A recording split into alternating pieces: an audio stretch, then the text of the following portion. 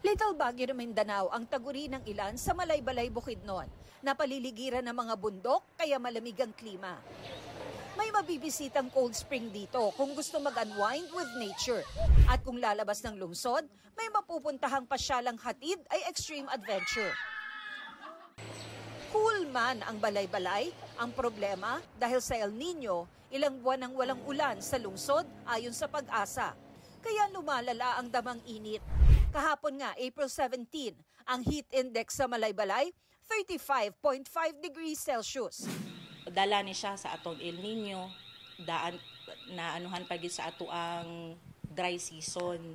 So nagsapon ba ang duha nga kani El Nino man gyud, ano man gyud kanang maghatag gyud og high temperature ug ato apong dry season.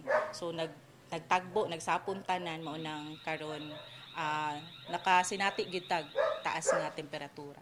Kahit sa katabing bayan ng Lantapan, dama raw ng mga residente ang pagbabago ng temperatura. Sa una, mag-jacket may migbuntag sa'yo, karon sleeveless na, kanang puti nga sinina, sama na ako nga trabante. Di na may makagwanta o trabaho mga alas 10, paingon na alas 4. Garabi gid kainit. Ang kawalan ng ulan, baka sa pagkatuyot ng ilang sapa sa mga bulubunduking barangay ng Cebu City.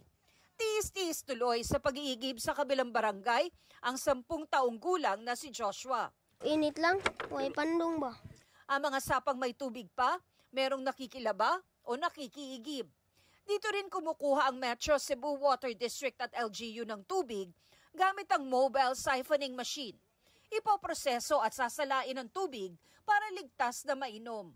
Nitong April 1 to 17, batay sa datos ng Pag-asa, way below normal ang rainfall sa buong bansa. Ibig sabihin, napakadalang ng ulan.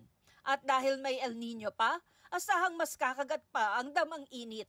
Ngayong araw, 45 degrees Celsius ang naitala sa Rojas Capiz, 44 degrees Celsius sa Aborlan, Palawan, 43 degrees Celsius sa Dagupan, Pangasinan, Sangli Point, Cavite, Tanawan, Batangas, Pili, Camarines Sur at Dumangas, Iloilo.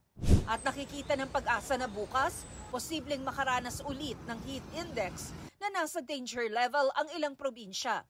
Dahil sa El Nino, kasama na rin ang Basilan sa mga probinsya nagdeklara ng state of calamity. Bukod kasi sa mga pananim, natutuyo rin ang mga kanal na siyang patubig sa mga bukirin.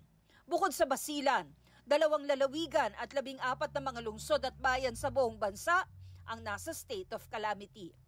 Para sa GMA Integrated News, Tina Panganiban Perez, ang inyong saksi.